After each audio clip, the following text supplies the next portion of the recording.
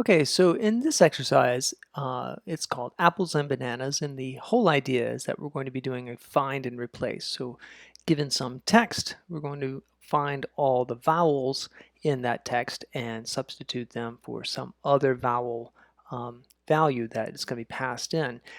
So we're really exploring the idea of mutating strings, which, as we've seen now so far, strings are actually immutable in Python, so we can't just go in and change one character of an existing string. We actually have to create a whole new string value.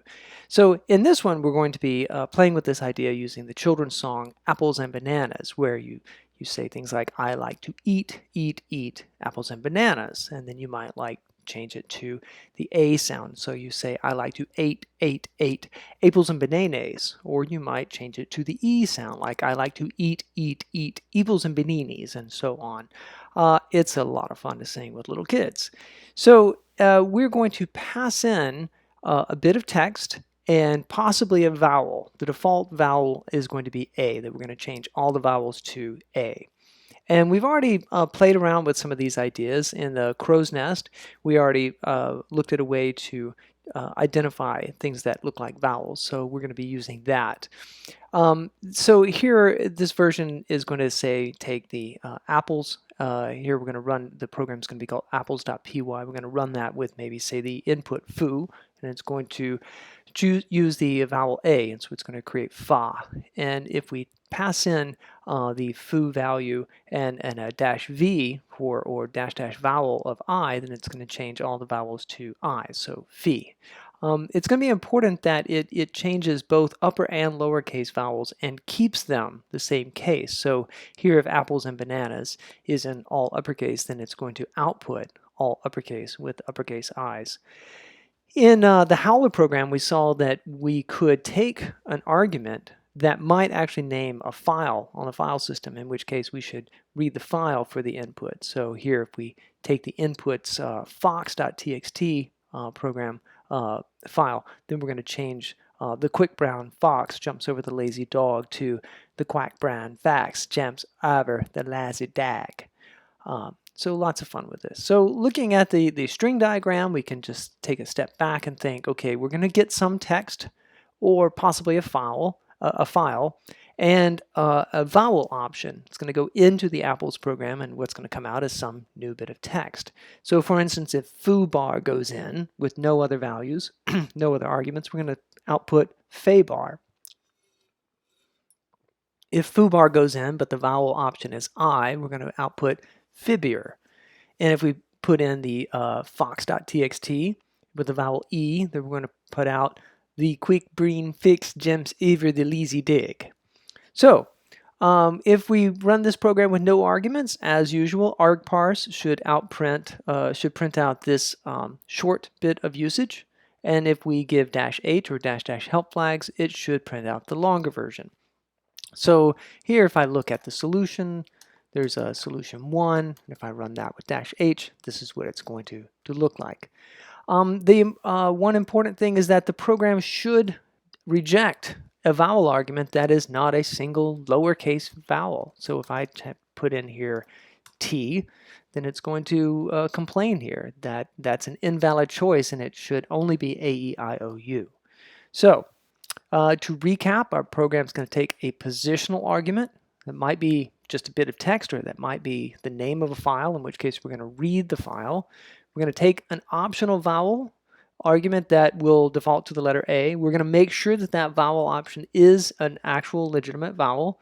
We're going to replace all the vowels in the text that we're given with the vowel that's been specified.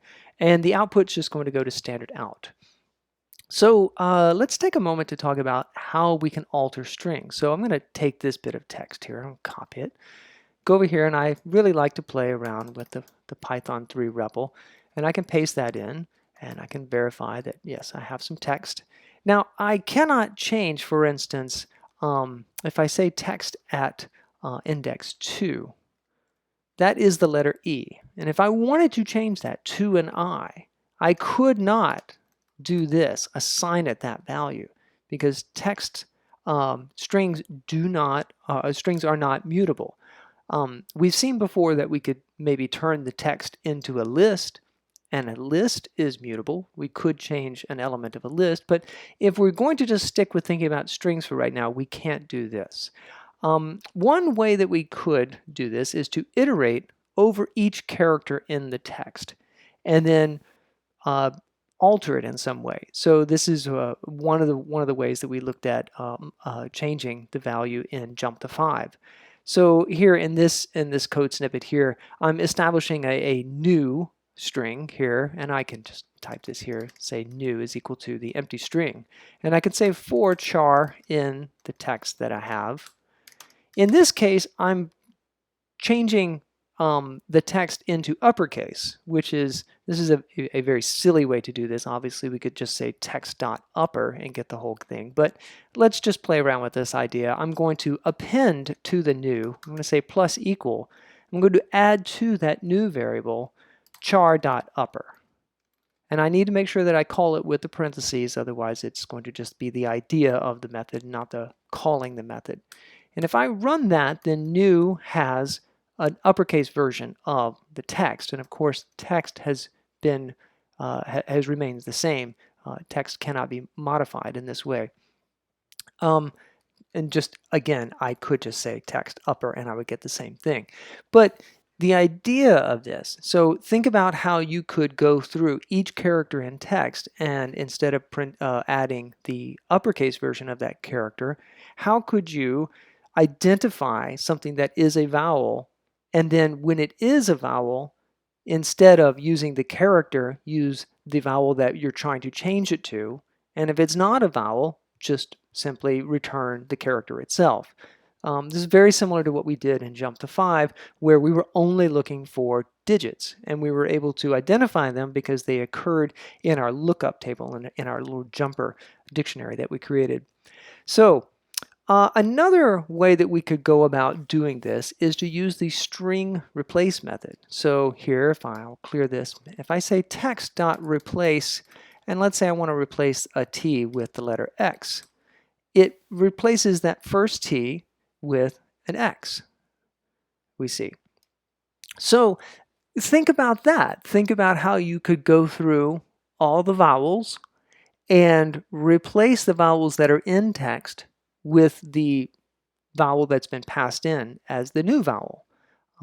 That's another way you could go about this. But of course, text can't be changed, but you could overwrite text, or you could have some new text variable where you're copying those changes in, and you need to accumulate all the changes for all the vowels, because you need to change every one of A, E, I, O, U to, for instance, the letter I.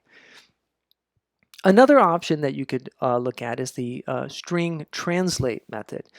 This one we also used in Jump to 5, and there we created a dictionary that associated some character, like 1, to another character, 9.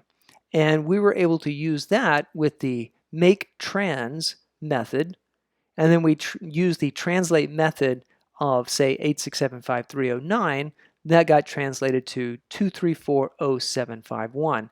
And the key here is that the dash is not represented in this table, so nothing happens to the dash. The dash is just returned as is. So here we're only trying to change the vowels, and all the characters that are not vowels should be left just as they are, whether that's a piece of punctuation or a consonant. There are other ways to mutate strings. For instance, you could use regular expressions, and if you have never heard of a regular expression, that's okay. We'll explore those in the other way in this solution. So that's the introduction to this. Good luck solving this. You know there are the tests there, and let those guide you, and I will see you for the solution.